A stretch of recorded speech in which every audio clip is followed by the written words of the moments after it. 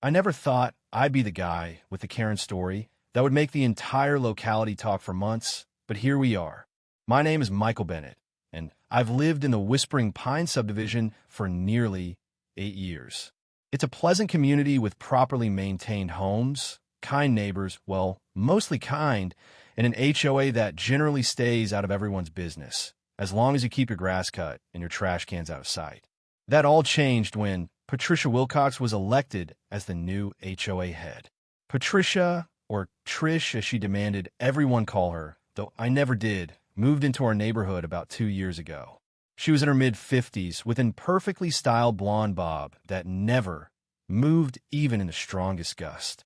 She always wore well-ironed khakis and collared shirts with little stitch flowers, as if she might be called to an unplanned golf game at any moment. From day one, she made it clear that she had big plans for our community. Apparently, those plans involved making my life a complete nightmare. It all started with my front yard landscaping. I'm something of a casual gardener and had spent years developing a gorgeous drought-resistant garden that required minimal watering but stayed green and vivid year-round. I'd even installed a high-tech sprinkler system that was programmed to deliver specific amounts of water to different zones based on the plant's needs. My residents often admired me on it, and a few had even asked for help on their own lawns. I was satisfied with what I'd created. It was gorgeous, environmentally friendly, and saved me money on my utility bill. Then Patricia claimed that my yard didn't align with the expected standards of Whispering Pines. She started leaving typed notices in my mailbox, citing unclear bylaws about authorized plantings and lawn portion requirements. According to her reading, my yard needed to be at least 60% turf, which made no sense in our region, where water conservation was advised. I politely explained this to her multiple times, even showing her the Water Efficiency Award I'd received from the municipality the previous year. "Well, Michael," she said, her voice full with mockery as she stood on my porch one Saturday morning. "Certificates don't overrule HOA bylaws. I'm sure your small garden is very nice, but rules are rules. You have 30 days to adjust, or the HOA will take measures." I closed the door a bit, more forcefully than needed that day, and immediately went to review our HOA agreement. As I figured, there was nothing definite about grass ratios, only vague statements about maintaining neat and tidy landscapes. I also checked the local water-saving guidelines, which actually endorsed exactly the type of garden I had implemented. Armed with this information, I wrote a courteous but firm email to the entire HOA board, explaining the situation and requesting that Patricia end her bothering. That was my first error. I should have known that challenging Patricia publicly would only make things harder. The next day, I found her checking my yard with a tape measure, clipboard in hand. When I asked what she was doing, she smiled that tight, lipstick smile of hers and said, "Just recording the violations, Michael. Don't worry, you'll get a copy of everything for your documents." I tried to reason with her. "Patricia, there's no offense here. The HOA board hasn't even responded to my message yet. You can't just make up rules and expect people to follow them." She tilted her head and looked at me as if I were a slow child. "Actually, as HOA leader, it's my job to understand the bylaws, and I'm interpreting them to mean that your yard is against the rules. Have a nice day." She turned and walked away, her practical shoes tapping on the sidewalk. Over the next week, I received 3 more official notices, each detailing increasingly specific violations of the HOA agreement. The final notice threatened a daily fine of $100 until I followed the rules. I was furious, but determined to handle this through proper channels. I contacted the other board members individually, and to my relief, most of them agreed that Patricia was going too far. They promised to discuss it at the next board gathering in 2 weeks. I thought that would be the end of it, or at least a short-term break. I was wrong, so very, very wrong. It was a Tuesday morning, and I had left for work earlier than usual for an important discussion. My neighbor across the street, Dan, called me around 10 a.m. Mike, he said, his voice stressed, "You need to come home immediately. Patricia has a gardening crew in your front yard, and they're removing everything." I couldn't believe what I was hearing. "What do you mean, removing everything?" "I mean, they've got spades, and they're digging up your plants. Patricia is standing there, directing them. I try to tell them to stop, but she showed me some HOA papers that she claims gives her the authority. Man, you need to get here immediately. I instantly left work and hurried home, a 20-minute drive that I somehow managed in 12 minutes. When I entered my street, I could see the mess from a block away. A crew of 3 men was systematically destroying my garden. They had already removed most of my drought-resistant plants and shrubs, placing them carelessly by the curb. Patricia stood on the sidewalk, arms folded, looking pleased. I slammed my car door as I got out, marching toward her with what I'm sure was rage in my eyes. "What the hell do you think you're doing?" I demanded, my voice spreading down the street. Several neighbors had come out to watch the chaos. Patricia didn't even flinch. "Enforcing the HOA rules, Michael. You were given enough time to follow the rules, and you chose not to. According to Section 18, Paragraph 12, the HOA has the right to fix violations at the homeowner's expense if they aren't handled within the given time frame." "This is madness," I said, looking at the ruin of years of work. "You can't just come onto my property and destroy things. This is illegal trespassing and damage of property. I'm calling the police." I pulled out my phone. "Go ahead," she said smugly, pulling a paper from her expensive tote bag. "This gives us the legal right to enter your area to fix violations. It's in the HOA contract you signed when you bought your home." I was about to argue further when I heard one of the workers shout. Then I heard the clear sound of water, a lot of water rushing with force. An alarmed cry went up from the workers, followed by a string of frantic Spanish that I couldn't fully understand, though I caught agua and 2 birria water and pipe. I ran to where they were working and saw immediately what had happened. In their eager digging, they had damaged my main sprinkler line, but not just any line. This was the connection point where my system tied into the city water main, a connection that had been professionally installed and approved years ago. Water was now gushing out with tremendous pressure, quickly flooding my yard and beginning to stream down the road. "Turn it off," Patricia screeched, her perfect hair beginning to lose shape in the growing dampness. "I can't just turn it off," I said, trying to keep my tone calm despite the anger and satisfaction growing inside me. "That a direct line to the city water main. It needs to be shut off at the street level, and only city workers can do that." The workers were panicking now, clearly realizing they'd made a huge mistake. One was desperately calling, someone on his device, while another was hopelessly trying to stop the flow with his hands, getting drenched in the process. I calmly took out my phone and called 911. "Yes, I'd like to report a water main break at 435 Pinecrest Drive," I said, watching Patricia's expression change from confident to worried. An unauthorized landscaping crew, working under the orders of Patricia Wilcox from the Whispering Pines HOA, has damaged the connection to the city water main. Water is flooding the area, and we need emergency services immediately. Patricia's mouth opened and shut like a fish out of water. "You didn't tell me there was a city connection there. This is your fault." I raised an eyebrow, feeling unexpectedly calm now. "Actually, Patricia, it's clearly marked on the property survey that's on file with both the city and the HOA. You know, the documents you should have reviewed before approving this work. Not to mention, you had no legal right to be doing any of this in the first place." More neighbors were gathering now, watching as the unplanned river formed in our previously quiet street. The water was beginning to reach the edge of Patricia's perfectly maintained yard across the road, and her face grew more panicked. Within minutes, we heard sirens. The fire department arrived first, followed closely by a city utilities truck. The firefighters quickly assessed the situation, while the utilities workers rushed to locate the street-level shut-off valve. All the while, water continued to pour out, now creating a decent-sized pond in the road. The fire captain, a serious-looking woman named Captain Rodriguez, approached us. "Who's responsible for this?" she asked, looking between me, Patricia, and the workers. Before I could speak, Patricia jumped in. "This is Michael Bennett's property. The pipe is his responsibility." Captain Rodriguez looked at me questioningly.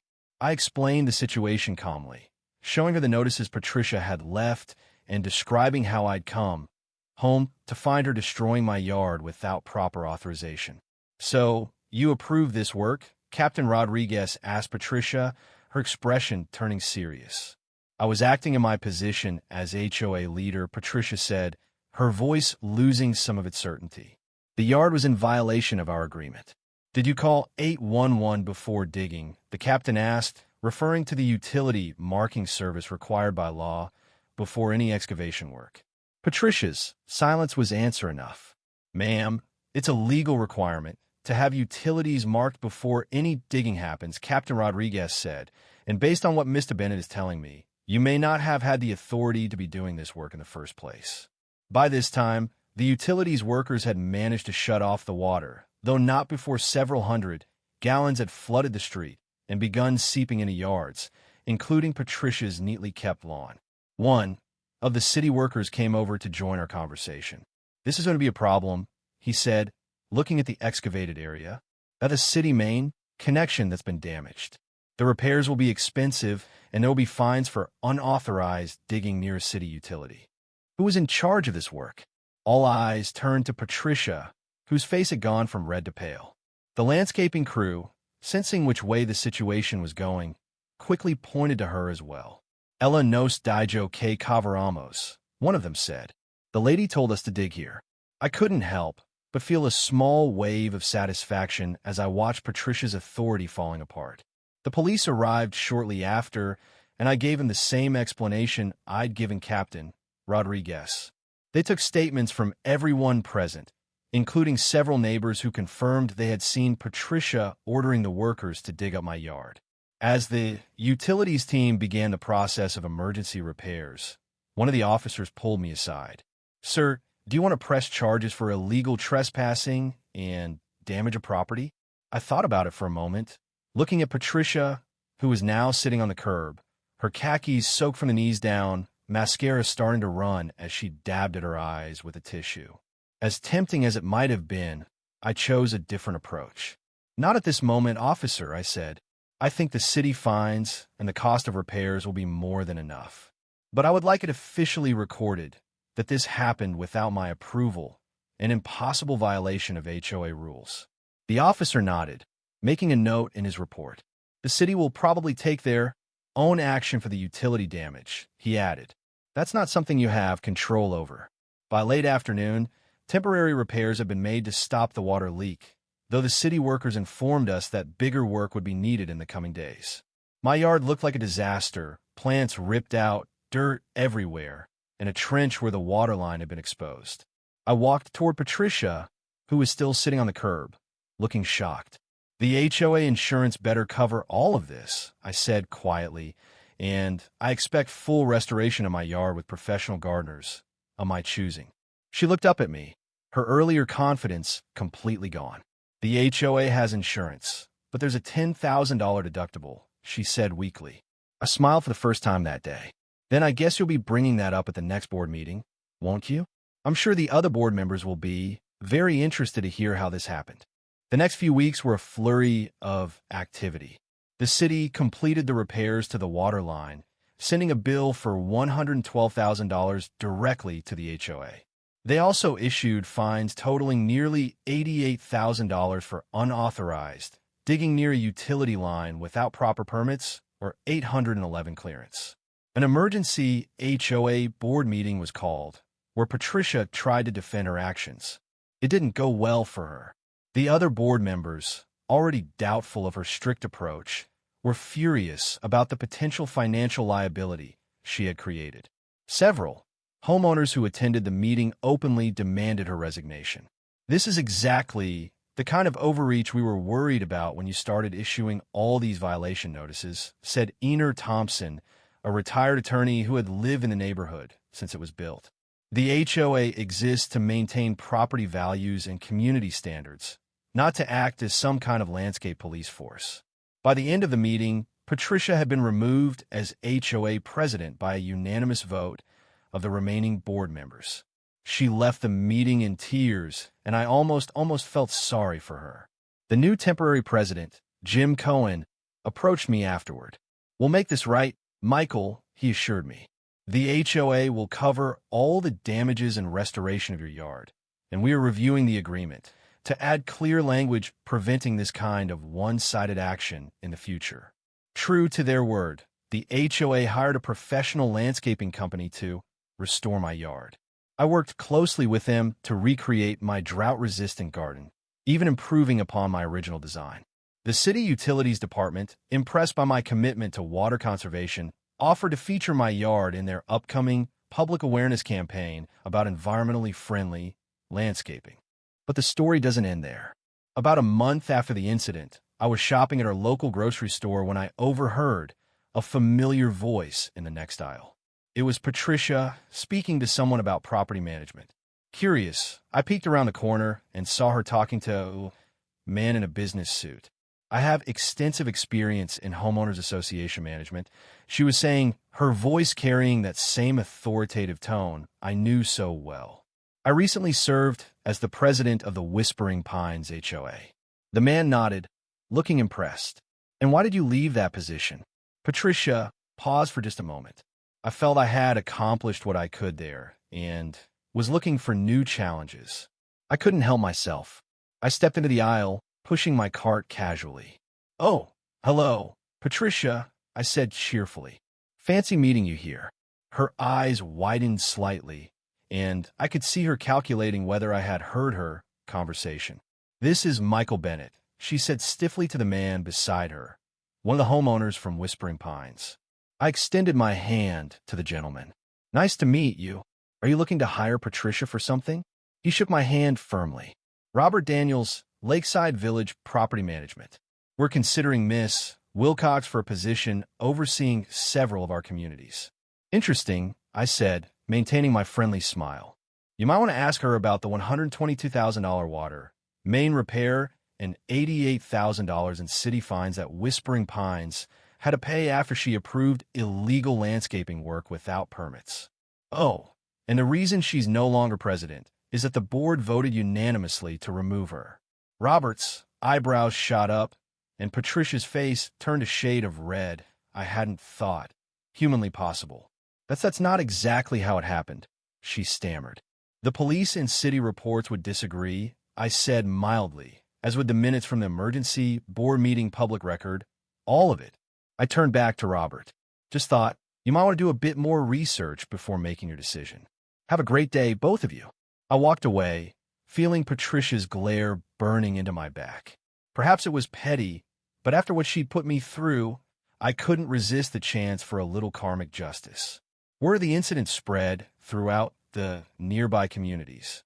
Patricia eventually sold her house and moved away, unable to face the whispers and barely concealed smirks from neighbors who had once feared her control. The last I heard, she had moved to a condominium with no yard to speak of. As for Whispering Pines, the HOA experienced a significant change following what became known as the Great Flood. The contract was revised to include clear guidelines about when and how the HOA could enforce action on assumed violations, requiring formal approval from at least 3 board officials before any punitive action could be initiated. They also introduced specific rules supporting eco-friendly landscaping, using my lawn as an illustration in the new manual. My rebuilt garden flourished and became somewhat of a regional attraction. The municipality's water preservation department now organizes tour visits to see it as an illustration of attractive, long-lasting landscaping. I've even begun hosting regular gardening sessions for neighbors curious about reducing their water spending. Sometimes I reflect about Patricia and wish she gained something from the lesson, but mostly I cherish the calmness of my yard, the warm waves of locals passing by, and the understanding that one individual standing up to unfair authority can bring positive impact for an entire society. And whenever I notice my irrigation system activate in the quiet morning moments, I grin, remembering the event when an HOA Karen realized that some matters run further than you assume, like pipeline networks, outcomes, and the contentment of watching fairness unfold in actual time.